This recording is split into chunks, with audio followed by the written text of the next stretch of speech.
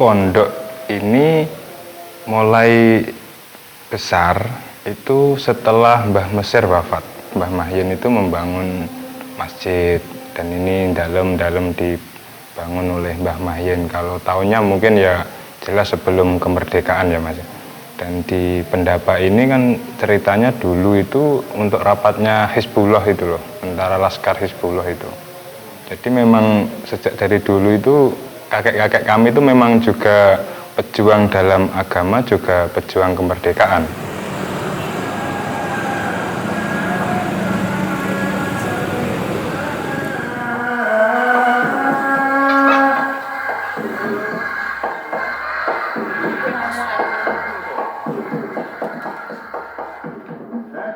Hari Raya Ketupat itu mungkin masih tiga dekade ini mungkin kalau penyebarannya. Jadi dulu itu terpusat di sini Mas. Dimulai dari kisah kalau dulu itu istilahnya sebelum kemerdekaan itu adipati nggih.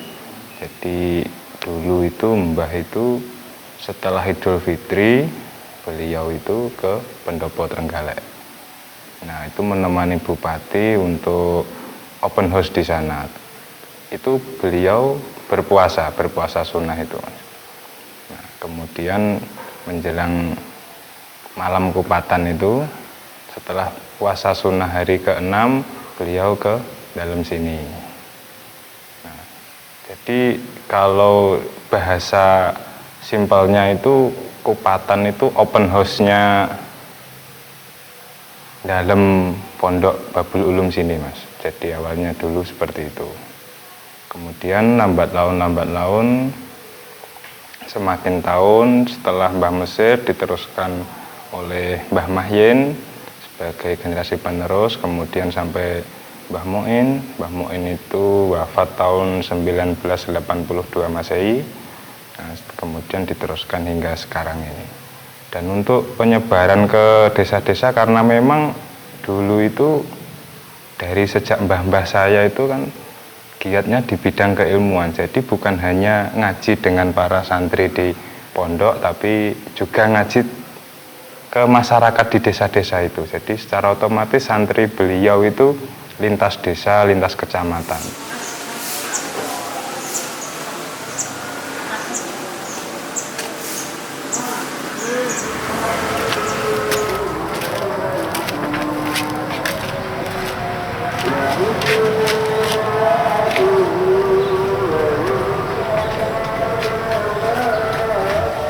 Jadi ini makamnya Mbah Mesir yang sebelah ini yang paling besar ini. Jadi beliau dulu di pondok itu merintis pondok, membangun pondok sekitar tahun 1671 Masehi. Nah, beliau mengajarkan kepada kita semua tentang bagaimana mengagungkan ilmu. Jadi beliau dulu itu lebih ke bidang keilmuan, ngaji dan ngaji. Beliau menurunkan banyak putra dan putri. Salah satunya Mbah Mahyen yang meneruskan tradisi beliau termasuk kupatan tersebut.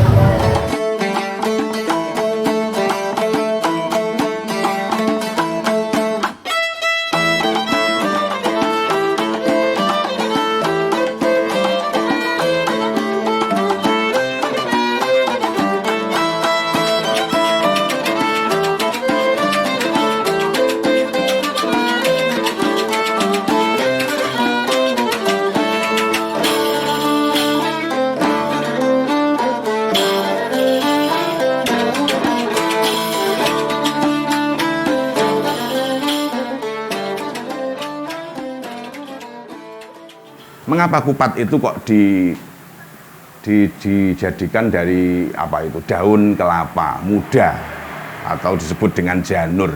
Janur itu kan berasal dari bahasa Arab. Janur itu ja'a an-nur. Kalau dimaknani ja'a wis teko apa an-nurun nur. Ja'a teko apa an-nurun nur.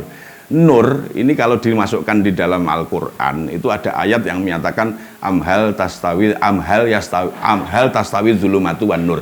Apakah sama yang namanya gelap dengan terang? Yang namanya terang itu identik dengan keilmuan, pengetahuan, dan pengetahuan itu identik dengan keberlangsungan penguatan daripada iman dan Islam. Sementara yang gelap ini identik dengan bodoh. Lah bodoh itu sangat identik dengan kekufuran, kemusyrikan. Maka kalau kita padukan dengan ini Quran seperti ini, maka Mbah Mesir itu membuat kupat itu memberikan satu ibroh atau pelajaran bagi cucu-cucunya lah, minimal cucu-cucunya ataupun khalayak umum yang welcome kupatan.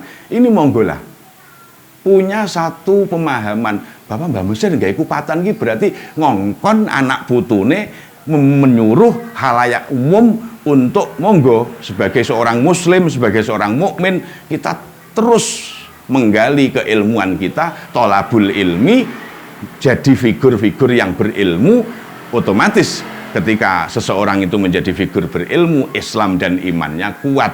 Karena apa? Karena hidup dan matinya Islam itu kan karena ilmu.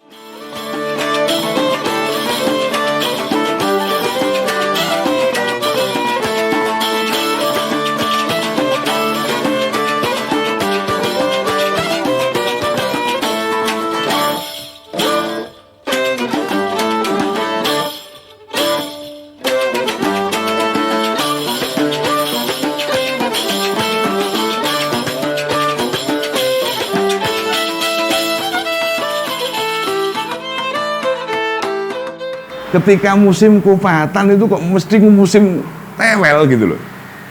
Nah, ketika musim kupatan kok alam itu seakan mengiyakan dengan tewel gitu.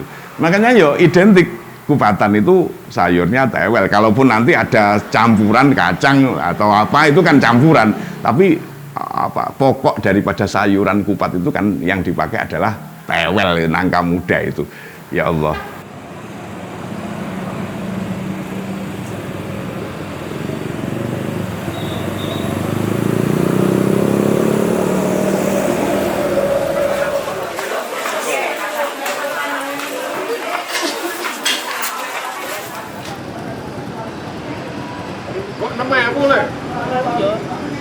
Lagi katut Bapak.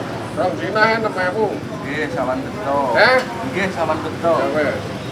Jadi saya juga tidak heran kalau memang kupatan itu menyebar karena mungkin bisa jadi alumni-alumninya kakek-kakek saya dulu, santri-santrinya kakek saya dulu kan ingin tabarukan, ingin ngalap berkah, jadi meniru budaya. Dan semoga budaya itu bisa diteruskan menyebar luas. Jadi sebagai penerus kami justru malah berbangga, berterima kasih. Artinya perjuangan kakek kami itu diterima oleh masyarakat. Bukan kok malah kami merasa loh pendiri kok semakin banyak yang meniru. Justru malah kami berbahagia. Artinya kan perjuangan-perjuangan kakek itu bisa diterima masyarakat dengan baik, bisa dilakukan dengan baik.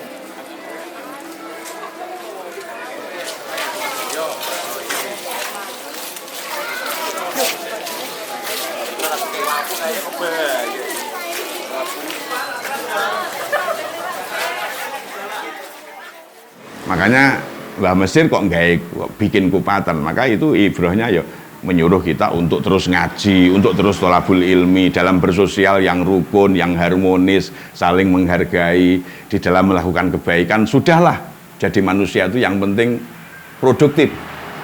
Produktifnya manusia bagaimana?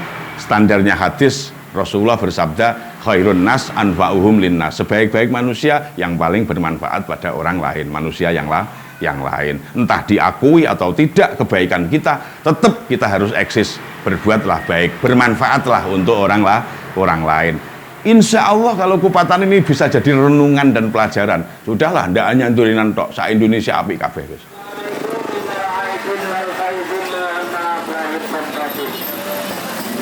Bisa kami tangga kemeriahan pada malam hari ini sungguh sangat luar biasa.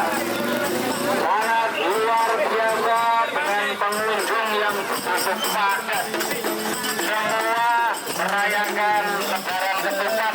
Semoga semua yang mendapat berkah dari lebaran ketupat pada malam hari ini.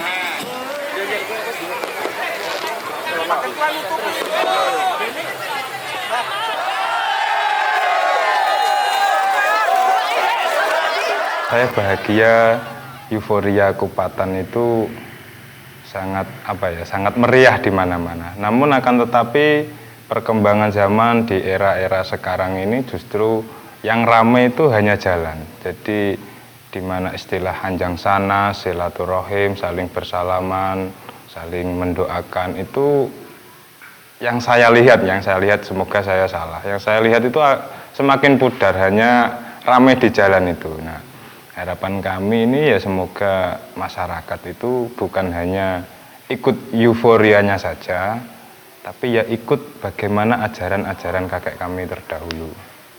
Bukan hanya ikut euforia ramainya, bukan hanya ikut hari rayanya saja, tapi juga ikut ajaran puasa sunnah.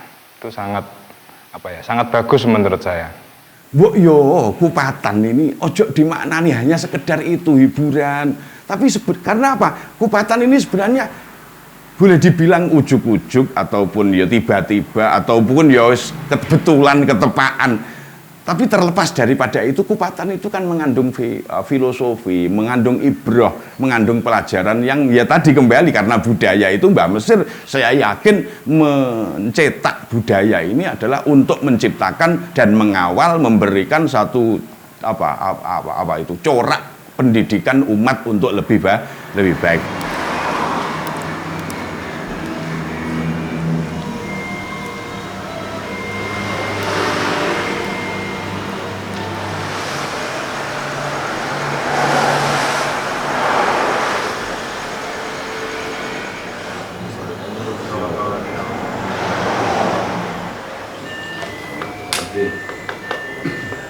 Ayolah bareng-bareng kita meneladani ajaran-ajaran terdahulu. Bukan kita mengutamakan sunnah, tidak, tapi kita itu jangan berpatokan hari rayanya saja, tapi sebelum-sebelumnya kisah-kisahnya itu harus kita teladani, termasuk puasa sunnah, termasuk bagaimana adab kita sowan terhadap kiai, termasuk bagaimana kita berkunjung ke sanak saudara, ke teman. Yang menjadi unik adalah bagaimana ketika kenal atau tidak kenal.